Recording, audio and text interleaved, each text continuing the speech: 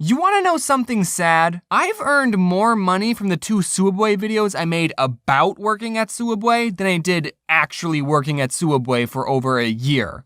So here we go, Sooubway part 3, baby. I still got more to say. I used to work there, in case you didn't know that. When I moved out and was all on my own for college, I was feeling a little lonely and homesick. So one day I decided, hey, I'm gonna get some Sooubway for lunch. Food that I used to almost eat every day and got for free for over a year, I was gonna pay full price for. I just wanted a taste of home. I wasn't expecting to ever tell this story, but it turns out the employee making my sandwich was a huge idiot. As I was waiting in line, I noticed my favorite sandwich, the turkey Italiano, wasn't on the menu. The turkey Italiano, by the way, is the same as the Italian BMT, but instead of ham, you put on turkey. Very simple change. I asked the worker, "Do you guys have the turkey Italiano?" And he said, "No." So then I asked, "Can I get a BMT, but instead of ham, I have turkey?" And you know what he said to me? He said, "No." I don't think I'm asking for too much. At my Sooubway, the BMT and the turkey Italiano were the same price, okay? And what do you mean, no, you can't put on turkey? Who's stopping you? I know for a fact that you don't count the slices of turkey at the end of the night. Just hook me up, please. I'm feeling sad. So I just got the BMT with all the vegetables because it's more food for the same amount of money and I was a poor college student. And also because screw that guy. Have fun trying to close that sandwich. But then when he was all done, he put my sandwich by the cash register and then he just started helping the next customer. And they hadn't even started making their sandwich. Just ring me up so I can leave and then help the next person. But no, I had to wait for him to finish this person's sandwich. If I wasn't so nice, I would have just took the sandwich and walked off. But I didn't. Because I'm so nice. I've realized telling you that story, it sounds like I'm one of those customers who complain about everything and say, "Let me talk to your manager," but really the whole time I just stood there awkwardly. But I think I can complain a little bit. I used to work at a Sooubway. I know how things are supposed to work. Sooubway, if you're somehow watching this, you need to hire more people. Like me. Speaking of me, when I was working at Sooubway, I never liked wearing my name tag because when I was making people's sandwiches, I hated it when complete strangers would say, "Thanks, James." How did you know? Oh, right, the name tag. So I never wore my name tag. I just work at Sooubway, okay? We don't need to know each other on a first name basis. Just take your food. For some reason, I don't like it when strangers know my name. But now that's all thrown out the window. This one time a customer came in and for some reason I couldn't help but feel like I'd seen her somewhere before. Her face was so familiar, but I couldn't put my finger on it. So I made her sandwich, I rang her up, she paid for it, and as she grabbed her stuff she said, "Yeah, I'm going up to my father's funeral this weekend. After my mother died, he couldn't last that long." Oh, that's why I remember her. She came in last week telling me the same story. What are you supposed to say to that? "Yeah, that really sucks. I'm just some underpaid sandwich artist with really bad people skills." Did she really not have anyone else to talk to? That just makes it extra sad. I ended up giving her a free cookie. I'm just kidding. No, I didn't. Luckily, my coworker Corey heard this and he talked to her and he was very nice. Corey's a lot better at being nice to people. One time I was closing the store, I turned off the open sign and I was opening the front door to bring in a table and chair from outside. But while I was bringing in the table, these 2 old guys got out of their car and asked, "Are you guys closed?"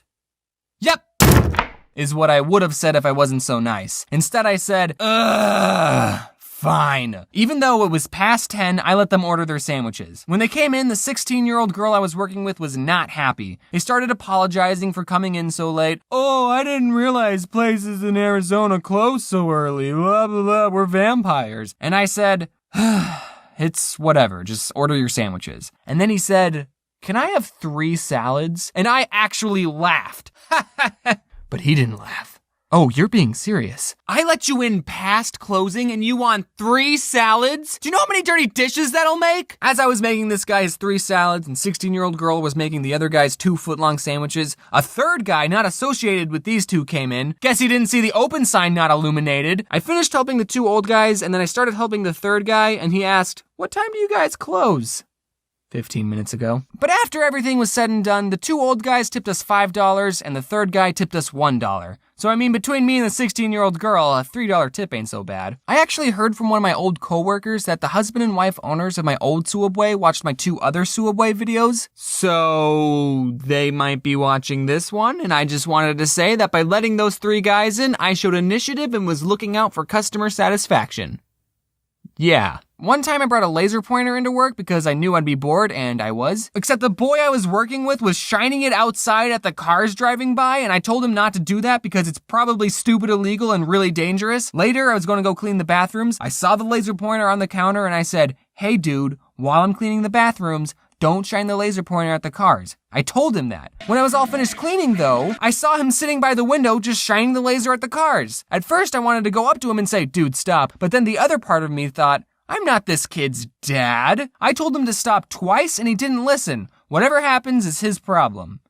He ended up getting fired. Yeah, a lady came in and said, let me talk to your manager. And I said, I can give you her phone number. And boom, he got fired. I know I'm the one who brought in the laser pointer, but I don't really blame myself for him losing his job. That was a stupid thing for you to do, kid. Once again, I was the good employee. I mean, I didn't show that much initiative that time though. So before I worked at Sooubway, I like to go to this taco place and get the same thing every time, the carne asada fries. Later I learned that the carne asada fries are 2,000 calories. That was the only thing I ever got at this taco place. And I used to be super self-conscious thinking, man, these employees must think I'm so weird coming in getting the same thing over and over. But then when I worked at Sooubway, I learned, nope, fast food employees don't care about you or your order. Unless you're mean to them or tell them that you're going to your dad's funeral, fast food employees will not remember you. One time someone came in and told me, I'll have the usual. And I said, I've literally never seen you before in my entire life. I didn't really say that. If any of you are working at a really slow Sooubway, here are some fun games for you to play. Cut up a loaf of bread into small pieces and make a mini sandwich with 1 meat and 3 different vegetables. Give it to your coworker and have them eat it without looking. Then they have to guess what's on the sandwich.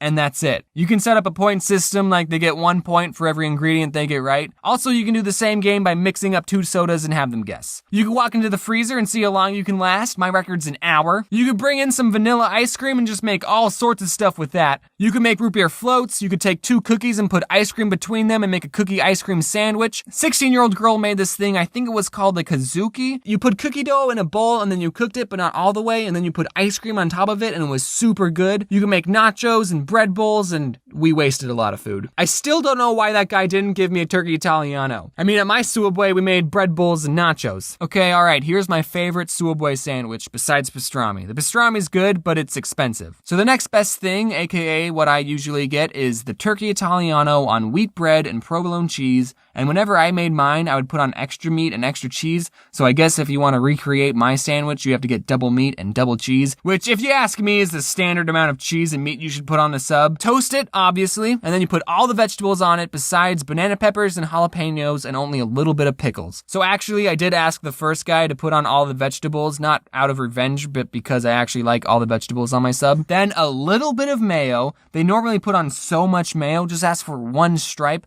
and then the same amount of mustard, and then some oil, vinegar, salt, and pepper, and then wrap that puppy up. And I was going to insult a sandwich that Sooubway has, but if Sooubway is ever going to hire me as their new spokesperson because they need one, I can't be insulting one of their sandwiches in a video. It was the meatball. The meatball's a horrible sandwich. Okay, there are good meatball marinara sandwiches out there. It's just the ones at Sooubway are dumb. I do want to say something about the plushies. I know I said in the last video that they were going to be out by Christmas, but that didn't happen. They were shipped out late. But as of right now, they have shipped already, and you should have gotten a confirmation email. So if you haven't gotten yours, then they should be arriving very, very soon, is what I'm saying. Thanks for watching. Happy, good way to start out the new year, and wear your seatbelt.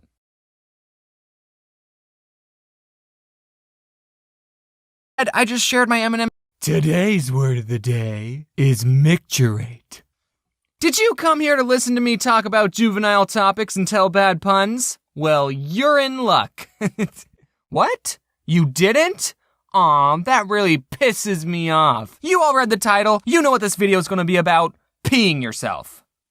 James is running out of ideas! In my adult life, I've had so many close calls with not making it to the toilet. I'm surprised I haven't pooped my pants more often. One time when I was in college, I was walking home from campus and I sort of had that feeling that I needed to go. I thought I could make it back to my dorm, but then when I was walking back, I just couldn't hold it. So I started just booking it back home. Apparently running makes it so you poop faster though. But I burst through the front door and I just went straight for the bathrooms, and it was close. Very, very close. But I made it. If the front door was locked, I don't know what I would have done. Another time I had a close call, I was playing Pokemon Go. It was pretty similar to the first story. Pikachu? More like Never mind. I don't have a clean record. There's been times when I was a kid and I soiled my britches. Before I tell you stories about my childhood, I just wanted to say that according to my mom, I was potty trained very easily. Now, I have no memory of this, but apparently every time me and my twin sister went to the bathroom in the toilet, we got M&Ms. And my twin sister, bless her soul, was having some trouble learning how to do it. So instead, I just shared my M&Ms with her and everyone was happy. Except it's been 20 years and she's still not potty trained. I'm still giving her M&Ms to this day. I've had a couple of accidents happen when I was in elementary school, but only like 2 times though.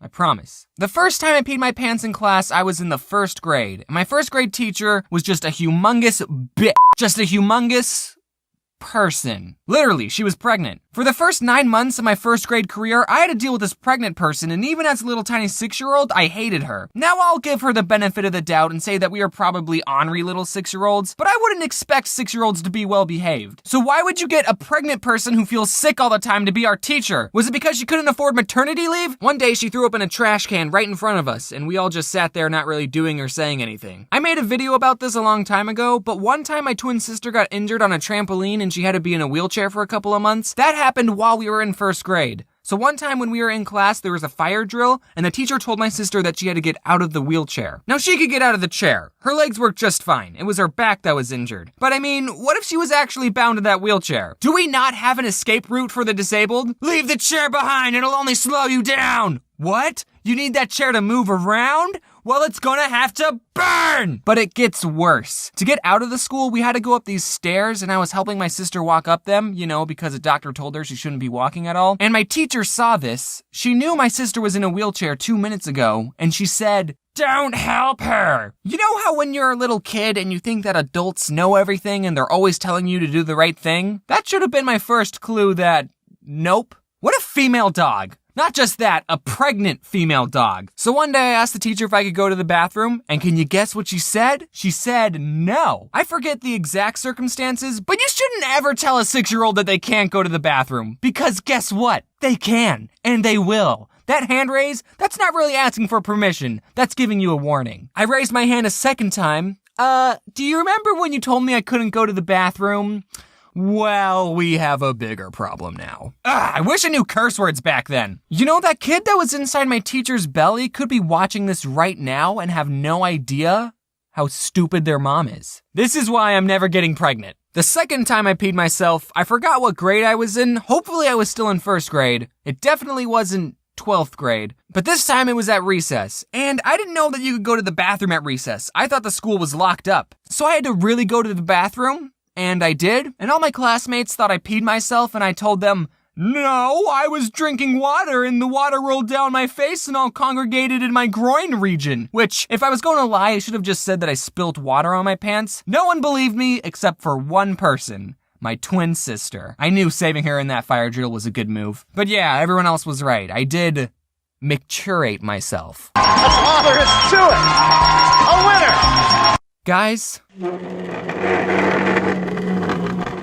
let's talk. I'm going to tell you something I thought I would take to my grave. So if we ever meet each other in real life, you're not allowed to make fun of me for this. I, James, was a bedwetter until I was 8 years old.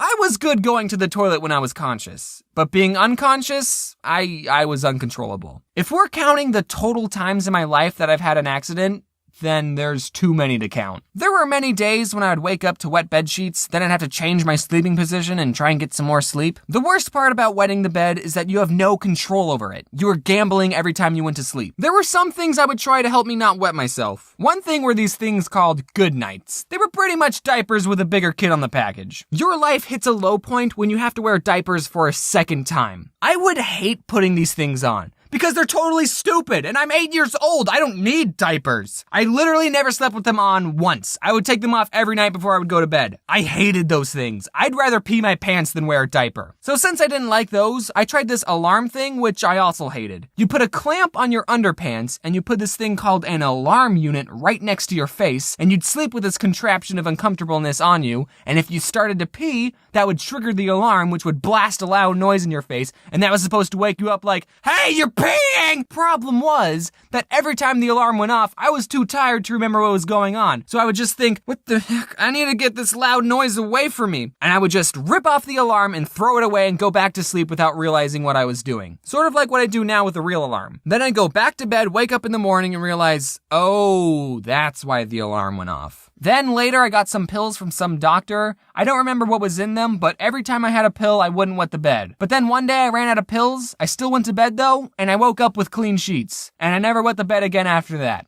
I grew out of it. So if any of you watching right now are bedwetters, there's a pill for that. Drugs.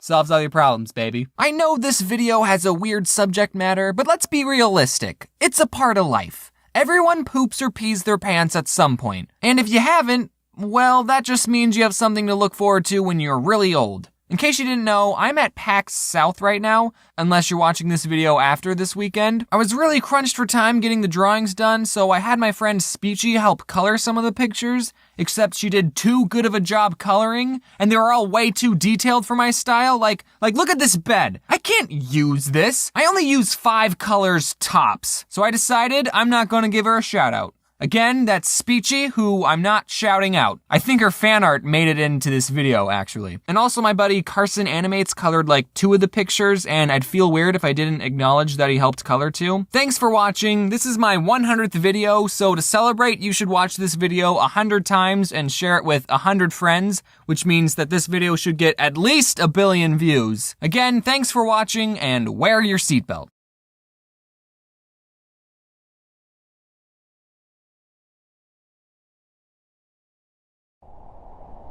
I'm gonna go out on a limb here and say that you, yes, you watching this right now, are an introvert. How do I know this? Because you're watching YouTube videos instead of being outside. What are you doing on computer?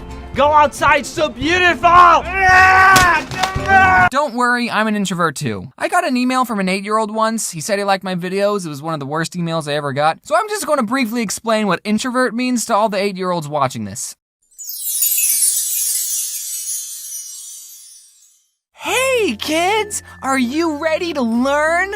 An introvert is a person who doesn't really like to play with other kids. This doesn't make them sad that they're lonely, they just would rather play by themselves. Think of it this way. Has your friend ever asked you to play with them, but you didn't really want to, so you asked your mom to make up a reason for you not to go? If so, then you're probably an introvert. Or you just need better friends. Me and my mom had a code word, so if a friend was on the phone who wanted to hang out, I would say, let me ask my mom. And when I asked her, if I said the code word, it meant, Mom, make up an excuse so I can't go. I'm not gonna say the code word because I still plan on using it. I actually made a comic kinda similar to this back in 2014, and it's one of my most popular comics, so thanks for liking it. Obviously, it would be one of my most popular comics. I mean, look how great it is. Michael, the creator of Vsauce, hey Vsauce, Michael here, has this new YouTube Red show called Minefield. And as of right now, it's the best YouTube Red series. And in the first episode, Michael goes into an isolation room for 3 days. He has no technology, he's all by himself for 3 days. When I first saw this, I thought, hey, maybe I should try that.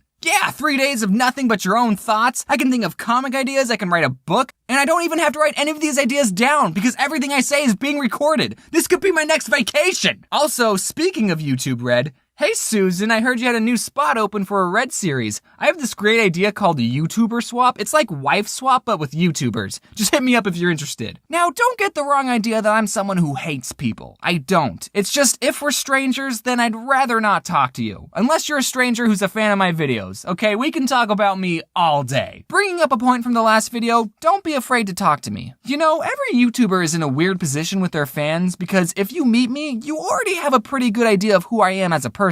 For instance, you know how long I wet the bed, but for me, I have no clue how long you wet the bed. So, what are we talking about? I'm okay with having a conversation with people, okay? It's just that I'm never the one who starts the conversation. But again, this doesn't apply to fans. I like to think that I'm decent with conversation, but I don't really know how good I am at it. I did fail public speaking. But on occasion, there are times when it's awkward not to talk to a stranger. One time in my college years, I got on an elevator to go to a class and another person got on with me. I live a pretty crazy life, I know. And I did what anyone should do in that situation. I didn't say anything to the other person. But then when we got on our floor, you know how the elevator doors are supposed to open? Well, this time it didn't. The doors didn't open. This is an introvert's worst nightmare, by the way. And it wasn't one of those elevators that you could fit a king-size bed into. This elevator was about the size of a red box. Is the door gonna open? Seems like it should open by now. What do you do in that situation? You can't not talk to the person you're now trapped with. So, what class are you going to? Physics? Oh, that makes sense, because this is a science building.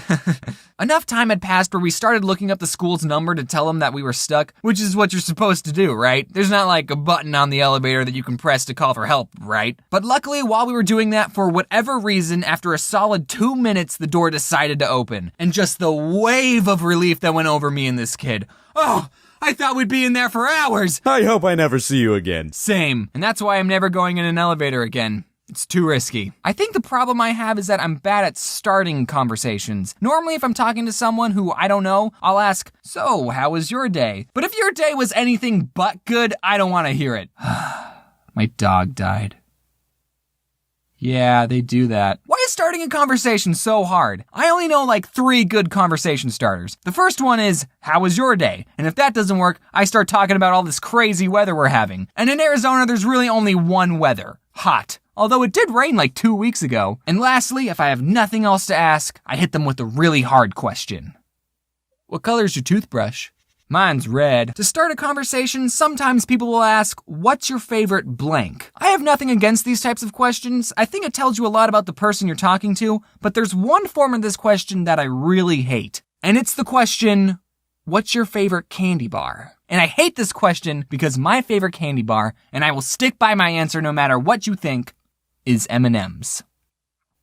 It's not a candy bar. Ow! What an astute observation! I'm a very simple man, alright? I like my chocolate pure. Sometimes when people ask this, I think, I should just say Twix. People won't get mad if I say Twix. But then I remember, screw Twix, I like M&M's. But James, why don't you just say Hershey's bar? Because Hershey's makes a mess on your hands and they don't come in a convenient bite-sized pieces, while M&M's hard outer shell improves their overall texture. Why am I even having this argument? I had a friend tell me, well, James, I really like Smarties, but I know they're not a bar, so I don't say they're my favorite candy bar. First of all, dude, Smarties? Really? That's your favorite candy? And second of all, the person asking the question honestly doesn't care what my answer is. Why are you asking such a specific question? You're excluding so much other candy. Candy bars are exclusively chocolate. What if my favorite candy isn't chocolate? What if it's Smarties? Whoa, did you guys see what I just did there? I was talking about M&M's for like a whole minute. I was having a conversation, all because I was arguing why M&M's are my favorite candy bar. So that's it. That's how you talk to people. You disagree with everything they say and then argue about it.